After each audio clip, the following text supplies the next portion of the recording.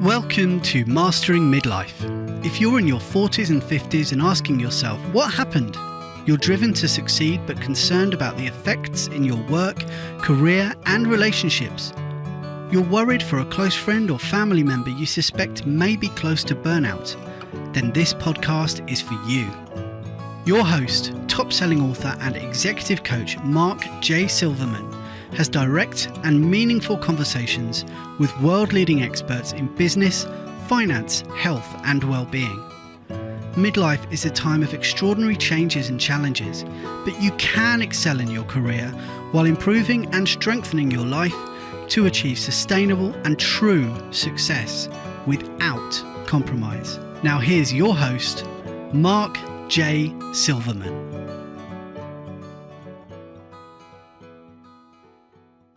Hello, everyone, and welcome to today's episode of Mastering Midlife, How to Thrive When the World Asks the Most of You. I am so excited today because today I get to interview my friend and colleague, Helen Appleby. Helen, thank you for joining us. Thank you, Mark. An absolute pleasure to be here. So let me start off by telling you who Helen is to me. Besides a friend and a colleague, Helen is a former top executive for a global organization. She lived in many countries with a myriad of responsibilities. Together with those responsibilities, she was raising a family. And Helen is currently writing the book called The Unwritten Rules for Women in Leadership. Did I get that right? The Unwritten Rules of Women's Leadership. I think. Yes, every time I talk about you, I miss that one word. And that's part of your signature talk that you bring to companies and the workshops that you bring to companies is helping women navigate the ins and outs of corporate life and climbing the ladder, the rules that aren't even said that you have to follow and break in order to be able to rise to the top. So I asked Helen to be part of this podcast because as a woman who has succeeded at levels that many people only dream of, she also raised two amazing children, had a marriage and had elderly parents, all the things that we deal with. And she stumbled and she succeeded in all of those roles. So I asked Helen to talk to us about how she moved through that part of her life. So Helen, Tell me about your career and your responsibilities. Sure, absolutely. So I guess I really did the classic career thing, business at college, and then my career, I've lived and worked in 6 countries. So it was very global. So Canada, England, Cyprus, Dubai in the Middle East, Malaysia in Asia, and I came here in a global role almost 11 years ago. And all of that was in marketing and in Unilever and in a big pharmaceutical company, which is called GlaxoSmithKline. So along with that, I'm married and I have 2 kids who are 20 and 18. And all of us in some shape or form, I'm sure we'll get into it later, but moved with me. My husband commuted for a while, backwards and forwards, and the kids came with me. They went to international schools. We all really went on that journey through my career. And I left corporate life. I kind of made a plan to leave 5 years before I left because I realized that I actually loved growing people more than I loved growing brands, or at that stage I was growing businesses. So how can I do that more? How can I be more in my zone of genius? So left and became a coach. And, so you did that within the organization, within your job responsibilities, yep. As you were honing your skills for now being an executive coach. Yep. Exactly. I was lucky enough. GlaxoSmithKline have a really strong coaching culture, so I was able to be, as well as my job, an internal coach for 4 years before I launched into the world and took the big leap and did it on the outside, which I've been doing for about 3.5 years now, and I love it. As one who benefits directly from your wisdom and your experience, I'm sure you leave a wake of people just grateful for what you've done in your past and in your present. So tell me, let's start with the nitty gritty. What were the challenges of that, of you being, having that much responsibility and weight on your shoulders in every area of your life? I guess, there's a lot of complexity in that kind of lifestyle, isn't there? I mean, just the fact that I've lived and worked in 6 countries, that meant, in a practical reality, that meant that we were really moving every 3 years. It meant that, in that Asia role and in the Middle East role, I was managing a region. Head office was in the UK. There's a big presence in the US here. So I traveled a lot. I've been British Airways Gold for a very long time. And you can imagine with young kids, traveling, I loved business travel and loved being in the meetings, but, there's definitely some competing commitments, aren't there, to being on a plane and away from home. So, that was definitely a challenge. And then my husband for a long time was commuting. So he was in the police and he worked all the time for 2 weeks, and then he came to us for 2 weeks and he didn't work. So it was great that he could have that kind of flexible work life so that we could do this and be on this adventure. But you can imagine that was then even harder because, do I travel when he's not there? When, I had a nanny, I had a full-time live-in nanny, but effectively I was kind of a single mum for those 2 weeks and didn't really want to leave the kids. And then he would come back. And that was the time that we had together. So I didn't really want to leave then either. So, it's a lot. And then, so, we came here when my kids were 6 and 8. So, it was really the whole time until they were really late teenagers that I was doing, really kind of operating at that kind of level. And you can imagine as well, from your time in corporate life, at that level, when you're running $1 billion business, you're always on. I was always on, and living in Asia because of the time difference. I was having phone calls at 10 o'clock at night, 6 o'clock in the morning. It was full on. And then, for a period of that as well, I had parents who were sick.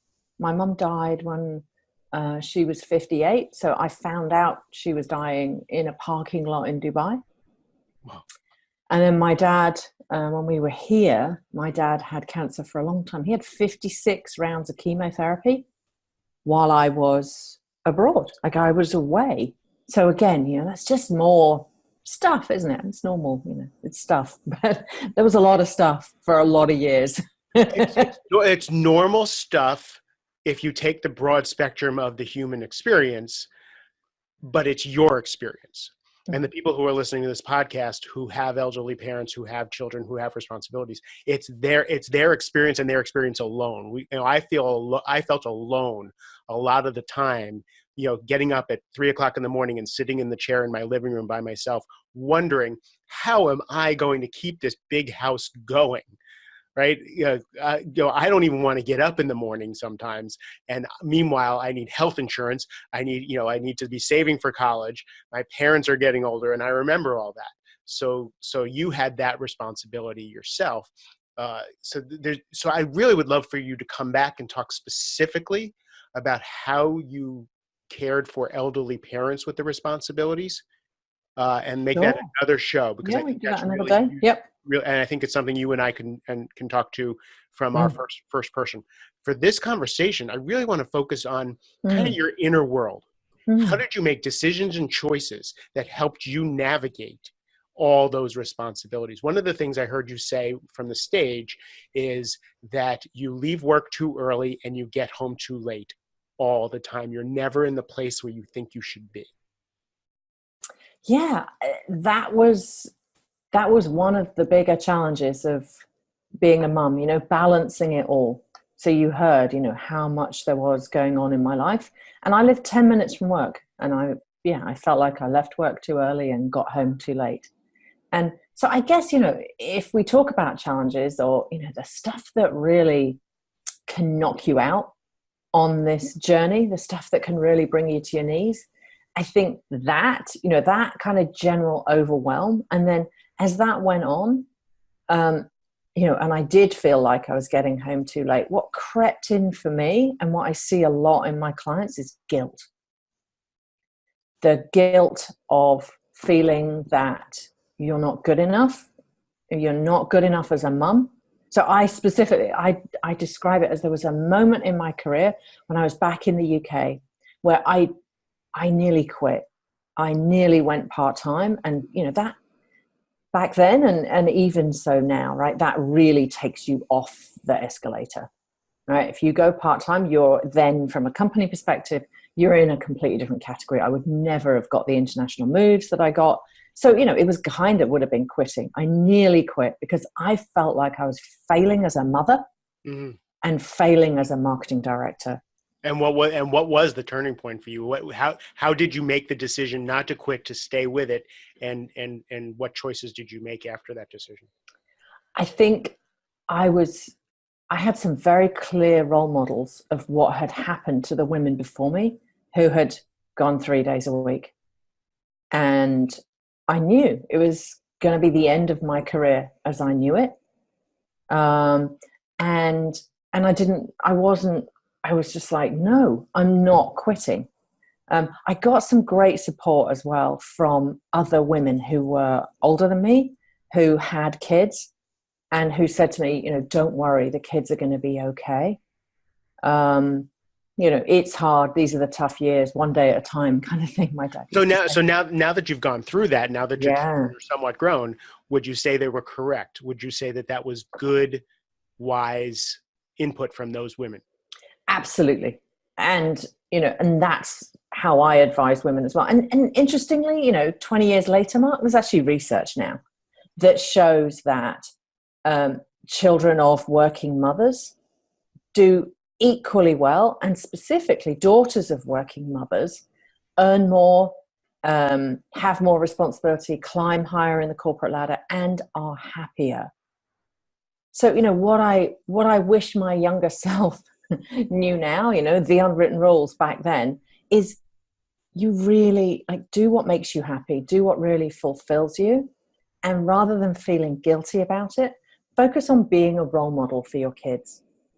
I think ultimately, my kids have turned out amazing. I love them to death, and they're, well-adjusted, successful, warm, lovely people, right? And on their way in the world in their own particular directions. But, what they got most from me was having a mum who loved what she did and a role model for them. So really, I think focusing on just being a role model, if your calling is to stay at home, which is what my sister did, right? Stay at home. If you want to do it part-time, then do it part-time and be aware of the consequences of those choices, probably. And, I knew back then, Mark, that I was a better mum because I was a working mum. It would have driven me to distraction being at home. So what's really important is this, and this is a highlight. If you're taking notes, this is a highlighter moment to look at. Do what makes you happy. Do what makes you the best person you could be. But this is also individualized. I remember my ex-wife was very focused on career, very centered on what she wanted, where she wanted to go, what she wanted to accomplish. And when she had children, something deep inside her said, what I want to accomplish now is being a homemaker and a mother. And that's what was going to fulfill and be the next challenge for her. So this is very individualized. So I hear advice for corporate women who want to stay on track. I hear very clearly that you're not damaging your kids. You're actually helping your kids. And then I hear also, and figure that out for yourself. I love that. But don't leave because of guilt. The kids are going to be fine. Leave because you want to leave, if you want to leave. And like I said, like Robin, that's what my sister did. She left investment banking and is a stay-at-home mom and has amazing kids too. But, look at yourself as a role model for your kids. Great. So now you made the decision and you decided you're going to climb the corporate ladder. And I really suggest people read the book when it comes out to hear how you actually navigated all of those things. The book is like all the stuff I wish I'd known earlier in my career. which is why women should read it. But now let's talk about how, as you hit each challenge, and again, as a woman, you speak about that you have an emotional range, and to embrace your emotional range, just not in the boardroom. But so you have advice on how to do that. Now, as a woman dealing with the guilt, and even with us saying here, don't feel guilty, people are going to feel guilty. Dealing with the pull, tell me some strategies and some mindsets, the way you thought about things that were most healthy. So I guess what I wish I'd known back then, Mark, the unwritten rule for me back then, and I actually was told it, and it was super helpful. I was working really late at night. It was 10 o'clock in the evening, and I was working on some slides, and one of this lady called Joan, who used to work in market research, she ran the market research department in Unilever, walked past the office and said to me, "Why are you here?" And I said, "Oh, I'm working on my slides." And she said, Helen, she said, "Can I offer some advice? It's a marathon, not a sprint." And that really struck me. And I really impress that on women now. Often women in their 20s and women in their 30s, they're emotionally really, really committed to their careers. And, they're trying to sprint a marathon. And, this is a long journey. To get really senior, you need to do this for, 20, 25, 30 years.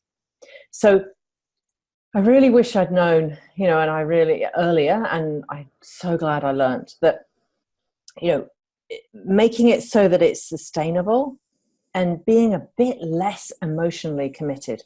A lot of the women I see, love that. A bit emotionally less committed. Get that highlighter out again. Again, we want to give 100% to everything. I wrote a book called Only Tens, right? And that will kill you. Yeah. Right? So there's a distinction, isn't there, between giving it all, which is okay, right? Working hard, wanting to succeed, being ambitious, all that stuff is great. Giving it all is great. Giving it all away, not so good. Expand on that, please. So giving it all away as in having nothing left for you. Giving 110%. Right? What Joan said to me is, "Helen, give a bit less." She said, "Give 95. Save some for you." And she said, "And you know what? They won't notice." Because, when you're a high performer, your 95 is everyone else's 100 anyway. Right. And so just caring a little bit less and leaving some for you helps you stay. It helps you stay in it. How do you do that with your family too? So now let's take that to the family. Can you give 95% to your family and care a little less about your family? So you can care a little more about you. You can give 95% and care a bit more about you. Right. So, not feeling guilty about having time with your girlfriends, going to the gym, getting your hair cut, getting your nails done, that kind of stuff. If that, resilience is in the recovery, isn't it? Right? It's not in the endurance, right? Taking time, just a little bit of time, right, to feed you and nourish you and, fill you up, enables you to be, a better marketing manager, a better global marketing director, a better mother. For the men who identified out in this conversation, this goes for you also. Yeah. A round of golf is not selfish. We were talking to Trip Lanier earlier on an earlier podcast, and he stressed, for men, if you want to go mountain biking, if you want to let the wild man out, you will be a better parent. You will be a better person in your business. So men and women, nurture yourself. I heard in one of the women's conferences that I went to, the saying, women tend to give from an empty cup. They constantly give from their teacup. And instead, what they say is fill the teacup and give from the overflow of the saucer. Love that. Yeah. And that's the difference between giving it all and giving it all away, isn't it? Yeah. Completely. So how did you replenish? I think one of the biggest things I did was get help. Right. And I think women often feel guilty about that. It's like, no, you're worth it. Right? If you're going to do this. So specifically, what kind of help did you get? Right. A full-time live-in nanny. And remember, like this is, like, this would be a really different conversation, wouldn't it? If I had worked in, Walmart, right? This is a particular corporate privileged version of being able to get help. But I had a full-time live-in nanny. She cleaned, she did my laundry. Later on when we had a part-time nanny, I had a cleaner. And the other thing I say to women is, let your partner be a real partner, right? Don't shoulder all of the emotional kind of organizational stuff for the kids. And, in this case, with my husband, I hear it a lot from women about their husbands. He doesn't really know how to do it.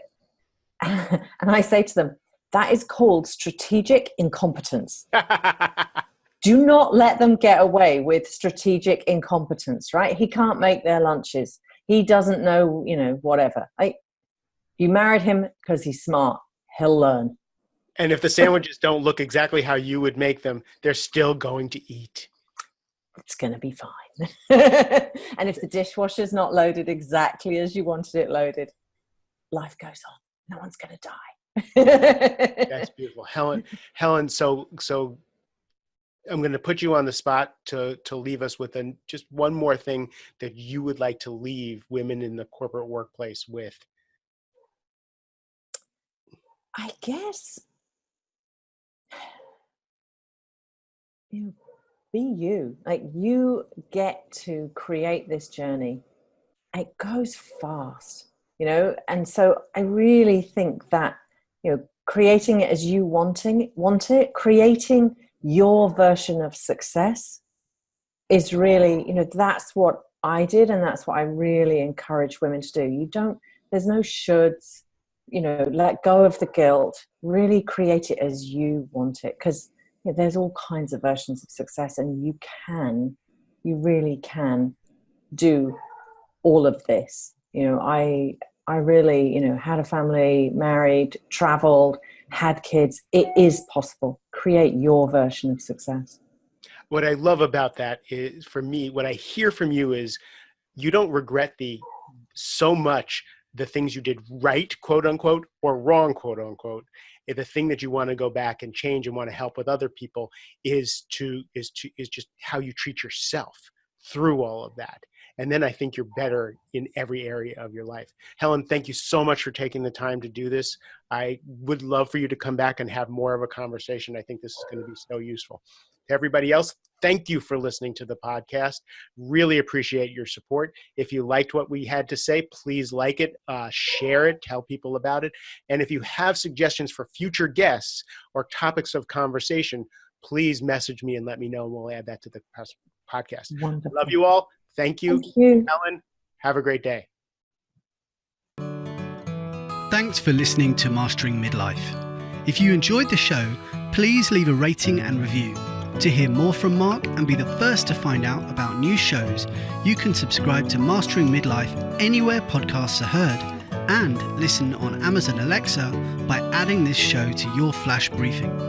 For more resources, to find Mark's best-selling books, and to work with Mark, please visit the website at markjsilverman.com.